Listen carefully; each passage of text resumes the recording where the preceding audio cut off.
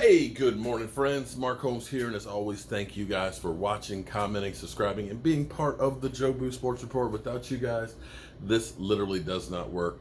Michael Anthony Fitness, he's been taking care of business. Take a look at this stuff, man. Just take a look. This is going to E2 Blues House. Aren't those beautiful? And look at these doors. Bam!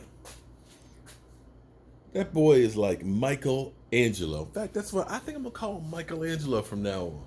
Now, first take. We just should call it First Take Dallas Cowboys because, here it is. They're going to Big D to start the season again. Yeah, 2 years in a row because they hate those Cowboy fans so much. Yeah, you know what? They hate the Dallas Cowboys all the way to the bank. Now, Jerry Jones has no deadline for Zeke Elliott deal. Jerry Jones is basically saying, we have to be prepared to play without players. Guys get hurt and things like that. You got contracts and everything else. And he's kind of trying to send a message, I believe, to Zeke Elliott that, you're not bigger than the Dallas Cowboys and you're not bigger than the team. And you're not going to necessarily force us. It's kind of like deja vu because I remember the Emmitt Smith situation. But let's listen to First Take and see what they have to say here, because this actually has Jerry Jones's exact words, so I don't mess them up. Anything to report there? We don't have anything to report on our contract negotiations. Nothing to report. We have to be prepared to be trite. We have to be prepared to play without any given player. We may very well play without a player that is not coming in on his contract. So, listen, we've got a marathon here, and we want Zeke when we get to the playoffs. We want Zeke when we're in the dog days of this season. What's going on, everybody? Welcome back to First Take, coming to you live from the Seaport District up Pier 17, brought to you by Chase. Big Jerry speaking this morning in Dallas with the latest on the Zeke standoff, saying the start of the regular season is not the deadline to get a deal done. Max Cal, who's got the upper hand now, Zeke or Cowboys? It's actually Ezekiel Elliott. And it doesn't mean he has unlimited leverage here. He won't be a free agent next year. He can't do what Le'Veon Bell did and become a free agent and all that stuff. But the Cowboys have Super Bowl aspirations, and they're about to pay their quarterback. And what do we all know? The quarterback on the rookie deal, since quarterbacks are clearly overpaid, the quarterback on the rookie deal that's the window you have to build a team around them. They're about to lose that window. But they got everything they need except Mandy the coach right now. They got an offensive line. They got a defense. Yeah, the point there. They got a quarterback. They got a running back. Oh, look, here we go. I'm sorry to laugh in the middle of here soliloquy. Hey, everything with the coach. This is football. Fake juice. They are loaded, and the time Oh is my now. God! Did Now, you say when the Jerry Cowboys Jones are says, loaded? Hey, it's a marathon. We want him healthy for the playoffs. That makes it sound like he's really digging Zeke. Like, hey, but that tips his hand a little bit. Because what it tells me is if Ezekiel Elliott is willing to follow through and sit out and miss those game checks, which are not insignificant, he has a big rookie deal, he's drafted fourth. If he's willing to do that, Right. the Cowboys will fold. Stephen A., look at their schedule. You've pointed to this. Molly, you've I got pointed to schedule right this. in front of me. That's why my book, I'm looking at the schedule. You've pointed to this to point out why Zeke, this could backfire on him, because they start with the Giants at Dallas, and then they go to Washington. These are not really strong teams. And then Miami. They're NFL East rivals, and in Miami. fact, it puts a lot of pressure on the Cowboys to win. Much stranger things have happened than a bad Giants team going to Dallas and beating them But week at 4 Dallas. it gets kind of real. Yeah, but I'm saying, actually, the Cowboys aren't even good enough to split those first 2 games. What if they lose those first 2 games without Oh, Zeke? that'd be a Everyone's nightmare. Well, if they win, his leverage goes. But what if they lose? They're just about Oh, as if likely we to lose those to two. lose as they are to win without Ezekiel Elliott. Those games, NFL East rivals.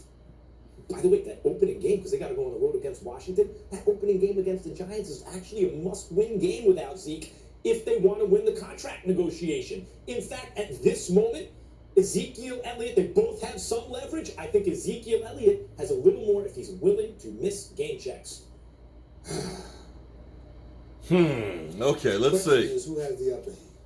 It would happen to be the Dallas Cowboys. I think the Cowboys Here's do. why. When you look at the Dallas Cowboys, it's Ezekiel Elliott that has 2 years left on his deal. It's Ezekiel Elliott that can be franchised for a third year. Well, It's a Zeke. Okay. I'm watching this for the first time here, so I don't know exactly what he's going to say. But here's the thing.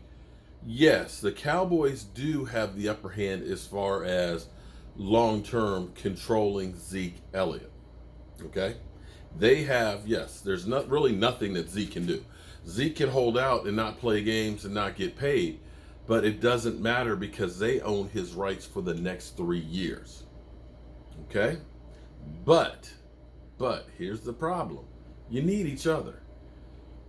And with the Redskins and the Giants as the first 2 games in the division, you cannot afford to lose either one of those 2 games. You need to go ahead right now in the beginning part of the season to get off to a good start, because the games towards the end of the season, the schedule is harder then. Right now, you got the Giants, the Redskins, and the Dolphins. You need to be 3-0 after the first 3 weeks going into New Orleans. That's where I'm going to say that, yes, yeah, as far as not paying the guy, yes, you have leverage. But as far as your season goes, that's a different story. One other thing, too, I will say that the Dallas Cowboys are in a little bit different position than when they were when Zeke went out last time. Understand, when Zeke was suspended, our offensive line, we lost Tyron Smith. Okay, we had lost Sean Lee. We didn't have a replacement for Sean Lee. The defense suffered as well. It wasn't just the offense that went downhill. Yes, the offense was anemic, but your defense went from giving up 88 yards on the ground to like 188 yards on the ground without Sean Lee, because you did not have a capable replacement.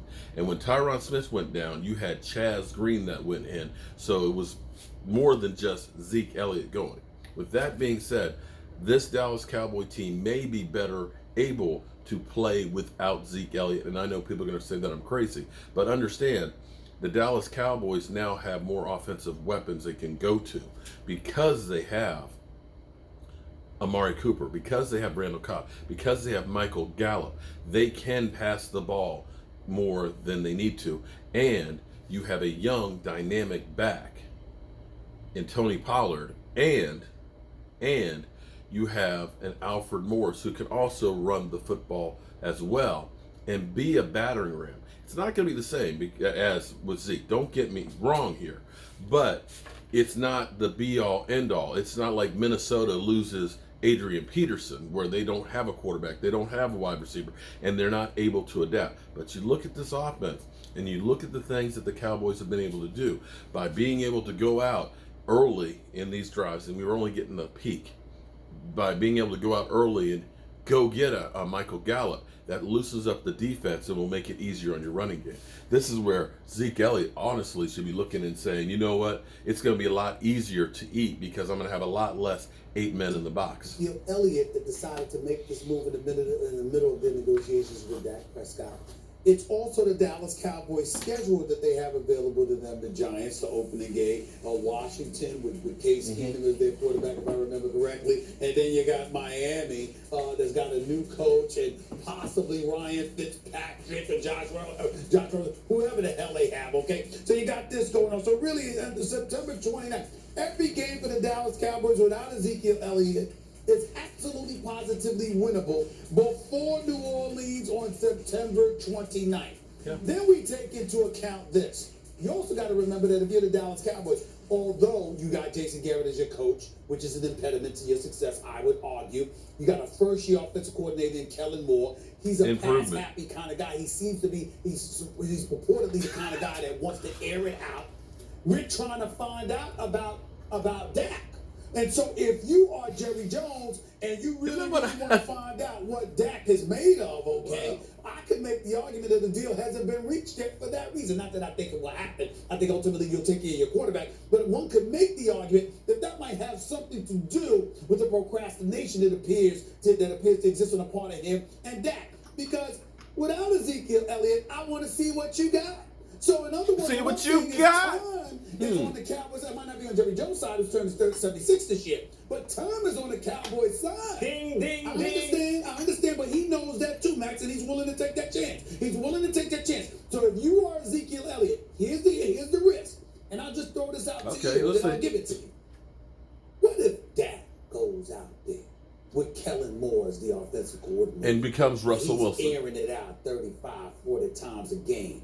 And he looks big time as a passer, and their passing attack is formidable. Obviously, Ezekiel Elliott would only buffer all of that stuff. But what I'm saying is, if you're winning without him, does that help them? Well, okay. Now we're saying that if there's new information that comes in, it'll give one or the other leverage. In other words, if they start the season 0-2 and Dak looks bad, then Zeke's leverage goes up. If they start the season 2-0 and Dak looks great, then Zeke's leverage goes down. The Cowboys' leverage goes up. We're talking about right now. Right now, the Cowboys are in a position to win the Super Bowl. You cannot say that. Max Kellerman said they're in a position to win the Super Bowl? Years and years, and they haven't done it in almost a quarter century. Holy moly! He's not a spring chicken. But I don't know how we can separate now from the first 2 or 3 weeks Wow. of the season. I don't know how we can do Depending that. on what that Because information what I'm is. saying to you is that going into there's no urgency until there's urgency. There's no urgency while the games are not being played. So if anything, my argument is buffered because since no games have been played, what is Jerry Jones pressed about? What's he pressed about? If no games have been played, you ain't losing none either. If you start out, wait a minute, they haven't played yet. And if they start out, like you said, if they start out 2-0, the leverage elevates, right? Well, the leverage is 0-0. The leverage If is you there. take Ezekiel Elliott off the Cowboys, Well, they go from That's enough of those guys. All right, but it's kind of funny though. He kind of said exactly the same thing that I said too. But here's the thing: do I think the Cowboys can win some games without Zeke Elliott? I will say yes. Okay, it's the NFL. Okay, in games that we have played without Zeke, okay, 4-3. That's Dak Prescott's right. Dak Prescott and the Dallas Cowboys. Let me stop saying Dak or Zeke. The Dallas Cowboys without Zeke playing are 4-3. Okay? With Dak, Zeke, and no number 1 wide receiver, they're 3-4. You could argue Amari Cooper is just as important as Zeke Elliott. And the Cowboys, without a regular starting quarterback, are 1-11. Going back to my original premise, and if you look at those numbers, now granted, 3 of those games that we lost without Zeke were against Atlanta. I believe they went to the Super Bowl. No, I'm sorry. Atlanta coming off a Super Bowl. The Eagles, who went to a Super Bowl, and I can't remember who the other one. So it wasn't exactly like we were playing, Mary Sisters of the Poor. And on the flip side, the games we won, 2 of them were against the Giants. So you got to take that into consideration. The Cowboys, it's not a death nail right now without Zeke, but your odds go up with Zeke. That's a fact. So let's just hope we can get this thing worked out, and we'll see where it goes. I'm Mark Holmes, and well, I'll see you soon.